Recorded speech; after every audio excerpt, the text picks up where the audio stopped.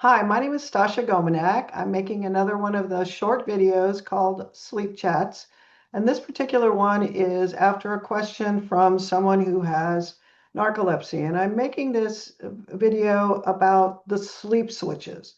So this is the first video in a series of a couple. And I want you to understand how I think of the sleep switches before we get to talking about narcolepsy and cataplexy and other sleep disorders that are related to malfunctions of the sleep switches.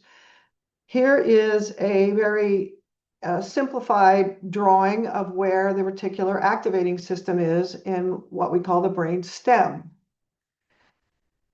The sleep switches are activated when we fall asleep, and they have lots of responsibilities, but the two main responsibilities are that they always know what time it is, and there are certain clumps of neurons in the brainstem that are the clocks of the brainstem, and they connect to all other parts of the brain, but their main job is to know what time it is so that you don't fall asleep in the middle of driving to work.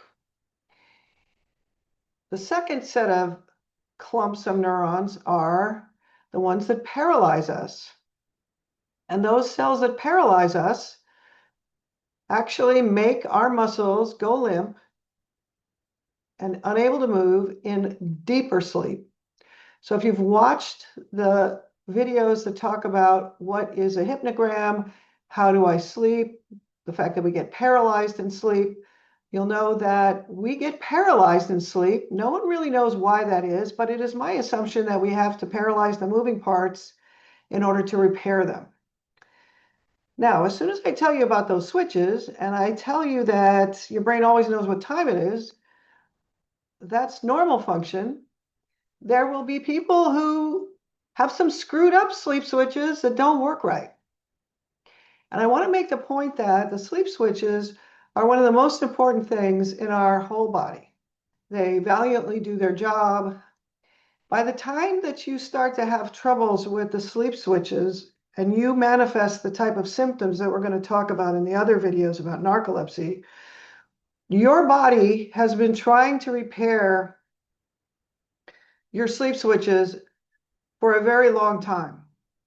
Now, there are people who have sleep switch malfunction since the beginning of their life, and it is my belief that it is not genetic necessarily. It might have genetic features, but I think that there are ways to start someone in their life with malfunction of the sleep switches by deficiency states if you're born to a mom who has very low D and does not have a normal microbiome.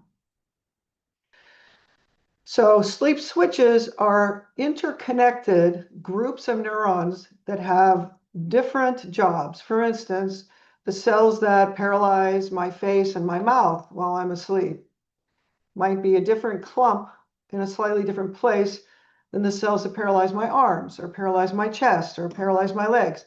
And in fact, if you look at the anatomy of the cells that go up and down the brainstem in a long line, they are actually clumped according to what part of the body they paralyzed, which means that you could actually paralyze some parts of the body during some parts of sleep while leaving the other parts of the body moving.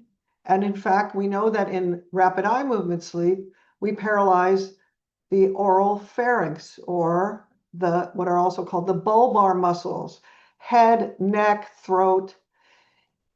And that's where we get into the situation of stopping breathing because of inappropriate paralysis.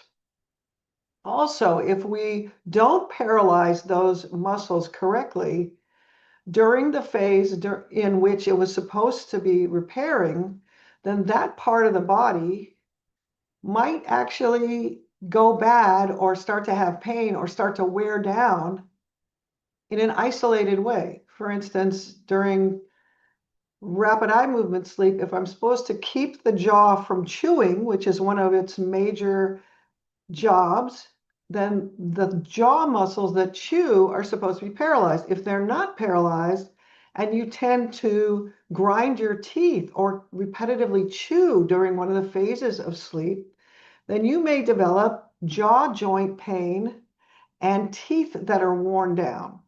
So knowing that we have a set of cells that paralyze us then leads us to understand certain other complaints that patients or clients might have that would then refer back to, oh, this is not just about the jaw joint. This is about not getting paralyzed correctly in sleep. And maybe we should be paying attention to the sleep disorder as well as what to do locally about the jaw.